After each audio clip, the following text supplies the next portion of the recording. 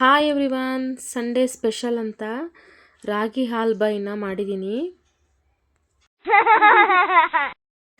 ಈ ಸ್ವೀಟ್ನ ನಾನು first time try ಮಾಡಿದ್ದು, ತುಂಬಾ ಟೇಸ್ಟ್ ಆಗಿತ್ತು. ಹಾಗಾಗಿ ರೆಸಿಪಿನ ಶೇರ್ ಮಾಡ್ತಾ ಇದ್ದೀನಿ. ಬನ್ನಿ ನೋಡೋಣ ಹೇಗೆ ಮಾಡೋದು ಅಂತ.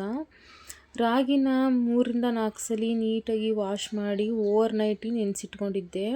ನೆನೆಸಿಟ್ಟಿರೋ ರಾಗಿನ ಒಂದು ಜಾರ್ಗೆ ಹಾಕ್ಕೊಂಡು ಅದೇ ಜಾರ್ಗೆ 1 ಕಪ್ಪಷ್ಟು ತೆಂಗಿನ ತುರಿ, ಹಾಗೆ 1 ಕಪ್ಪಷ್ಟು ಬೆಲ್ಲ, ಹಾಗೆ 4 ಏಲಕ್ಕಿ ತೊಗೊಂಡಿದ್ದೀನಿ.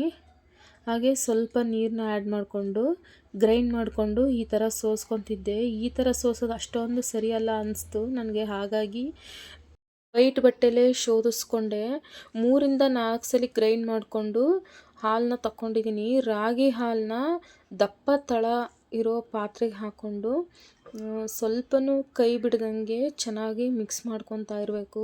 ಕೈ ಬಿಟ್ಟರೆ ತಳ ಹಿಡಿದು ಬಿಡುತ್ತೆ. ಹಾಗಾಗಿ ಕೈ ಬಿಡ್ದಂಗೆ ಚೆನ್ನಾಗಿ ಮಿಕ್ಸ್ ಮಾಡ್ಕೊತಾ ಇರಿ.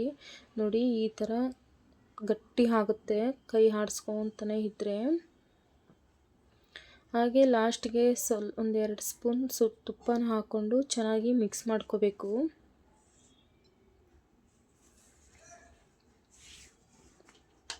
ರೆಡಿಯಾಗಿದೆ. ಇವಾಗ ಒಂದು ಪ್ಲೇಟ್ಗೆ 1-2 ಸ್ಪೂನ್ ತುಪ್ಪ ಹಾಕ್ಕೊಂಡು ಪ್ಲೇಟ್ ತುಂಬ ತುಪ್ಪನ ಚೆನ್ನಾಗಿ ಸವರಿಟ್ಕೋಬೇಕು.